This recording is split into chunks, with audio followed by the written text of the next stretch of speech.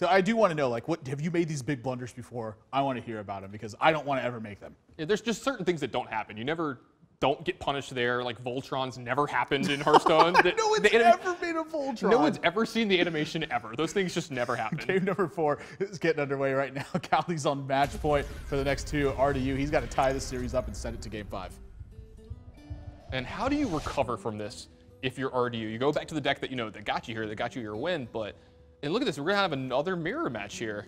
Well, we say it's a mirror match, Of course, right. We don't know exactly how Kaldi's build is yet, but they're going to be very similar styles. Let me rephrase, mirror-ish. Yeah, mirror-ish. Mirror-ish. Mirror-ish match. That is that's a mouthful, actually. Mirror match-ish. Yeah, there we go, that's better. Yeah, this is a spot where I think Kaldi has potential to coin life tap. He's got a play in his hand after 2 life taps with the Ancient Watcher, but is going to favor having coin plays in the future. Don't mind this either. Yeah, absolutely not. He knows this game's probably going to go long since you didn't see, turn 1 Flame Imp or something here. Yeah. This is Mountain Giant, by the way, one of the reasons why oftentimes I think about coin life tapping is because you get an extra card out of your deck. On turn 3, he's likely to not actually play anything. Oh yeah, great point. Both players picking up a big game hunter here as well. They're going to be, some pretty swingy plays here in this game. This is a spot where I fully expect Ancient Watcher to come down. Can you think of a reason to not play Ancient Watcher in this spot? Sure, your Mountain Giant will cost 3 mana next turn. What benefit does that provide you? I mean, it gives you, the best board presence possible from you right here. You can't Mountain Giant this turn, but you can get this Ancient Watcher to play. You have a Defender of Argus. You have some stuff going forward for this. You even have an Ironbeak Owl if you want to start getting really aggressive with it, too. Yeah, I imagine Ironbeak Owl is going to be sitting in hand. This is a slow matchup, and fully wants to Ironbeak Owl something like Voidcaller. Yeah, something like Voidcaller obviously is a way better thing. I was just saying, all the options that he can have here, but there's so much more value for Ironbeak Owl here. But you playing the Ancient Watcher here gives you the most options going forward. Yeah, with Big Game Hunter in Kaldi's hand, I actually see him not fearing killing this Voidcaller in this game. Like, say next turn he wants to Shadow Flame this board. He has Mountain Giant to check what's happening, assuming this Big Game Hunter didn't exist. But looking at the board state, I don't think he was too concerned with it. And honestly, take the damage. This may not be a liability for Kaldi just yet. No, and I love this play from Rdu. Obviously, it's a great play to Big Game Hunter here, but this also puts the onus on Kaldi to answer all of this as well. Rdu looking for like a quick, easy win here on the back of, Big Game Hunter, just huge tempo play. Yeah, so Ironbeak Owl.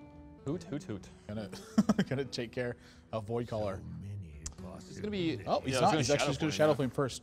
I totally like this. The life, if say Mal'Ganis came out, the life total isn't a giant liability at this point. He's not necessarily worried about it. Yeah, he can even Mortal Coil here as well, just to keep the cards coming.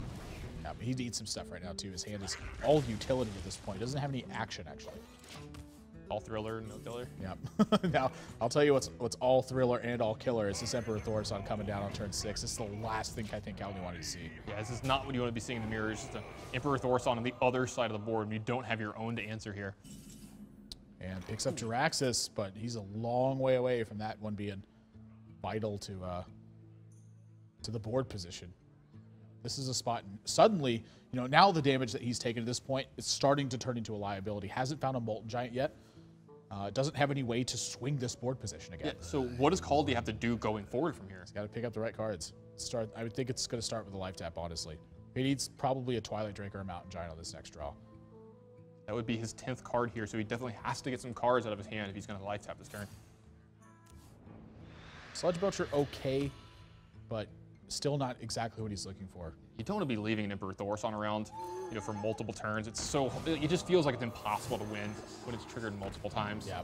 So is going to silence it up and just try to add what he can to the board, but this is a spot where I don't think Rdu is gonna fall victim to this kind of board position. I don't expect him to attack minions at all in this situation. Yeah, I expect him to fully turn up the heat here, and we might be seeing a game 5 pretty soon. Well, you see Sludge Belcher there. That's going to be added and continue to put heat on Kaldi.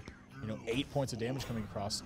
The real big difference here is if Rdu's fearing Molten Giants, this guy never does either. He just continues to be relentless.